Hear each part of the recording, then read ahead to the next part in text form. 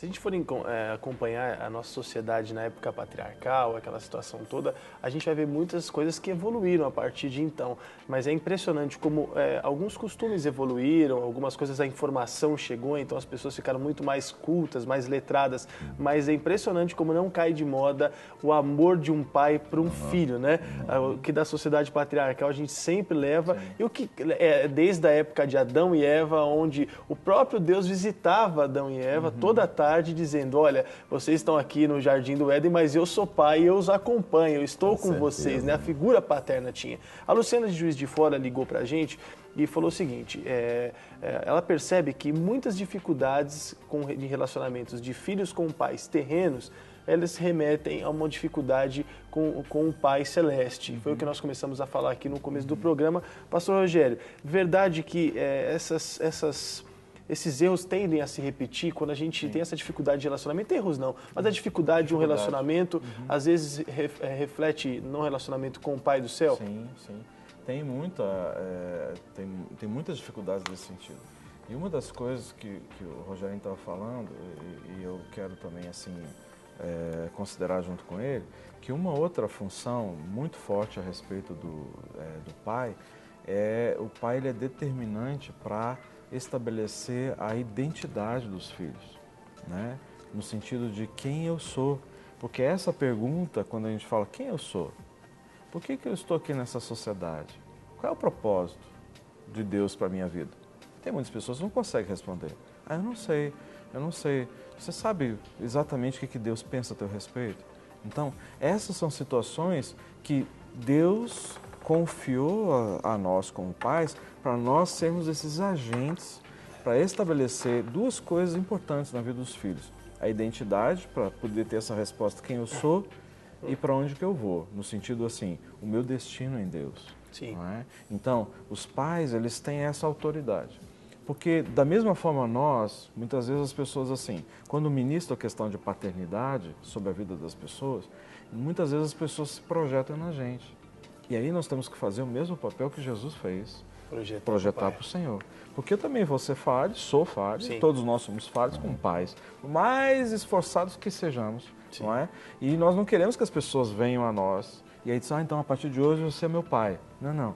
Nós precisamos conduzir a pessoa para ela ver, não, existe um pai. Eu posso ser seu pai na fé. Posso ser. Seja, ser um líder, um pastor. Posso ser um conselheiro. Posso ser, se você tem dúvida, quer vir a mim, mas não me vê como pai. Eu preciso projetar para ver o pai. E a gente pai vê isso na luzes, Trindade, né, pastor Rogério? A gente vê que Jesus Cristo, quando encarne na terra, ele o tempo todo glorificava o Pai. Exatamente. Então Jesus Cristo morre na cruz, ressuscita ao terceiro dia, tem a sua ascensão e ele diz, olha, o Espírito Santo, o Consolador, vai ficar. E o Espírito Santo, quando vem, glorifica o Filho, que glorifica o Pai. E essa é a grande...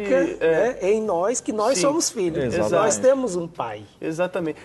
Você tem a falar, pastor? Não, que eu queria Fica à vontade. colocar uma história referente a pai, que eu Sim. achei muito interessante uma vez, que eu usei até numa pregação, que o cara era um fazendeiro e ele tinha muito dinheiro. E o filho era aqueles gastador que queimava mesmo a grana, né? Aí ele chamou o filho dele e falou, olha, eu sei que quando eu morrer, você vai gastar esse trem tudo aqui. Você vai quemar tudo isso. Era mineiro esse aí.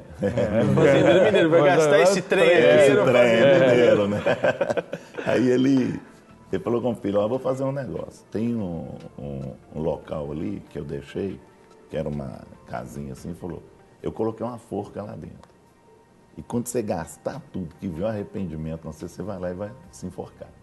Que é o último pedido que eu te faço. Uau. Aí ele morreu, o filho gastou tudo. Aí quando o filho sentou lá e viu a casinha, falou, não, eu vou lá me enforcar. Pelo menos isso eu vou agradar meu pai. Aí era uma forca de bambu, quando ele pendurou na forca, a forca caiu e quebrou. E lá de dentro saiu uma sacolinha assim. A hora que ele olhou, era uma sacola de diamante, tem um bilhete lá, a última oportunidade que eu te dou. Meu Deus. Entendeu? Então o pai dele deu uma lição para ele, né? E isso nos remete muito a essa segunda chance que Deus sempre nos traz e nos dá. Foi muito bom você ter falado sobre essa história, pastor Guilherme, porque eu ia entrar nessa pergunta. São pessoas que não tem essa identidade de quem Deus é? Foi a pergunta que você falou no começo, pastor Guerra. O que Deus acha de mim? E a gente sempre tem uma ideia de um Deus, é impressionante como a ideia desse Deus carrasco, Deus no trono, Deus com chicote, Deus justiça, mas ele é justiça, antes de justiça ele é amor. Então, mas isso aí a gente ouvia antigamente, Deus castiga. Deus castiga. Sempre era uma colocação. Hoje em dia até um pouco mais, saiu um pouco de moda isso, por causa que a informação acabou chegando, então hoje tem o cantinho da disciplina.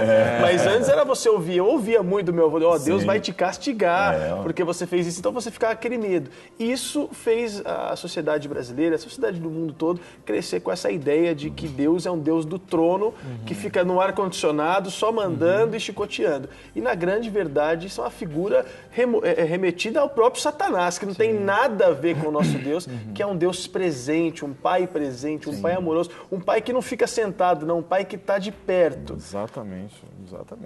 E você ia concluir aquilo que você estava falando, pegando esse gancho aqui do Maurício, no sentido de que essa questão de que Deus vai castigar, que Deus está vendo tudo, olha, quantas vezes... Só não dizer assim, olha, né? Só nessa... tem mais essa. Tinha o dedo, né? Olha, então então vem aquele peso moral, muitas vezes o peso religioso, né? Que em vez disso ajudar, fazia com que as pessoas se distanciassem. E tem medo. Ontem, por exemplo, eu estava dando aula à noite sobre a vergonha e as consequências que a vergonha provoca na vida das pessoas. E uma das coisas que muitas vezes a vergonha provoca é justamente essa medo, muitas vezes medo de emoções. E eu falei para as pessoas, vocês sabiam que tem pessoas que têm medo do Espírito Santo? E se o Espírito Santo, de repente, me constranger na frente de todo mundo? Começar a rodopiar e começar a falar em língua, todo mundo, o que as pessoas vão pensar a meu respeito?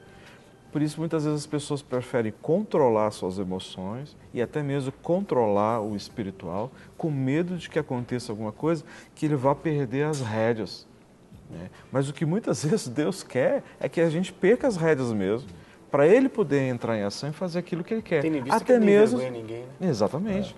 E ele não amassa a cana que já está quebrada, não é? Ou seja, pelo contrário, ele vem para trazer esperança, consertar, curar, né? Restaurar a cana.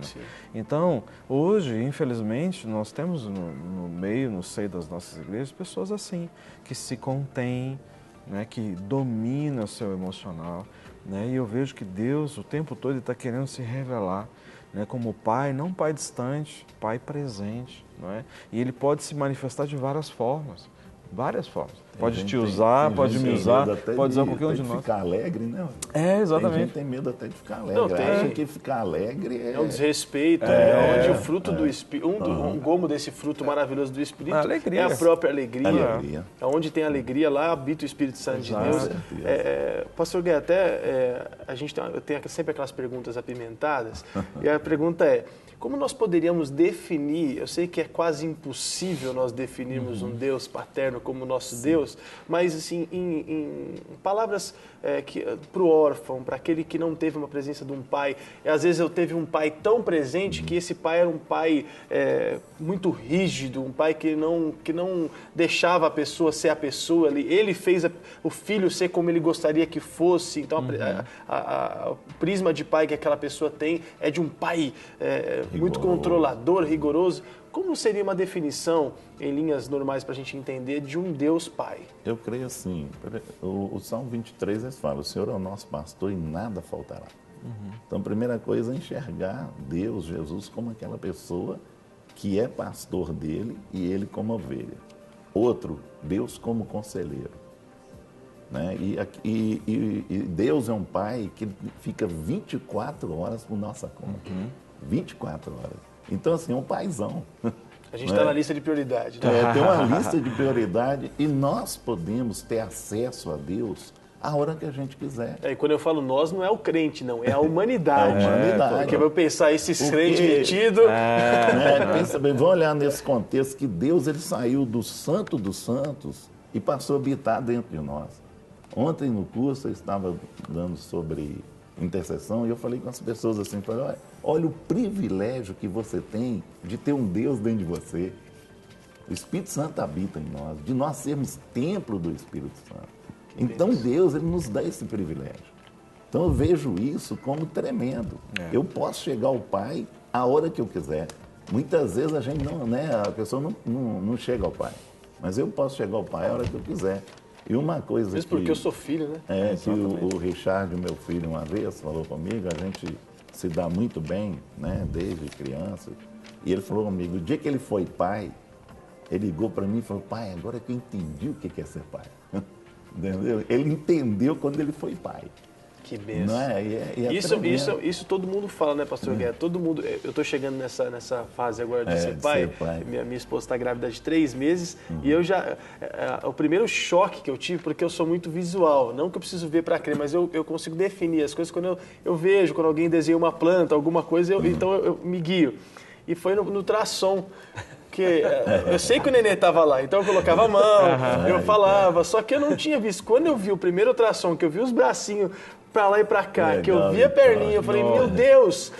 É real, eu sou pai mesmo. Eu sou pai.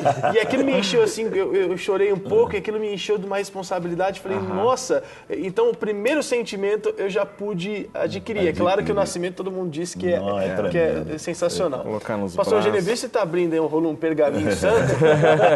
O que temos aí? Com relação à pergunta que você fez, para enxergarmos, né, Deus como Pai. Sim. Né? Tem aqui algumas coisas. Primeiro, a questão da autoridade. É preciso que haja uma pessoa que a gente reconheça como autoridade sobre nós. E o Pai, ele é essa pessoa. Mesmo um pastorzaço, tem que ter uma autoridade. Tem. E é uma coisa interessante, Deus tem tratado muito comigo nos últimos 2 anos com relação à paternidade.